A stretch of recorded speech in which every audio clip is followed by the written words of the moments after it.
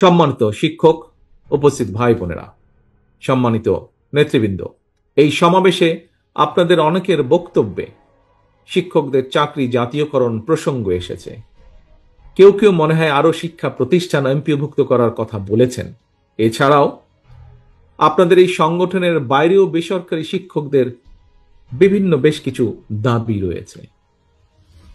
দেশের একটি দায়িত্বশীল রাজনৈতিক দল হিসেবে বিএনপি শিক্ষকদের ন্যায্য দাবির সঙ্গে নীতিগতভাবে অবশ্যই একমত।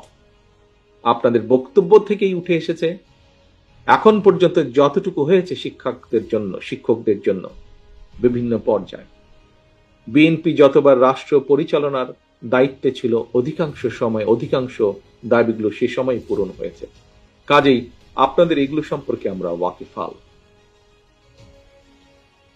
রাষ্ট্র এবং রাজনীতির সংস্কার কিংবা নাগরিক উন্নয়নে আমরা যত উদ্যোগ গ্রহণ করি না কেন, শিক্ষা ব্যবস্থাপনার আধুনিকায়ন এবং শিক্ষকদের আর্থ সামাজিক নিরাপত্তা সম্মান যদি আমরা নিশ্চিত করতে না পারি, তাহলে অবশ্যই আমরা যে লক্ষ্যকে সামনে রেখে এগিয়ে যাচ্ছি সেটিতে আমাদের কাঙ্ক্ষিত সুফল মিলবে না।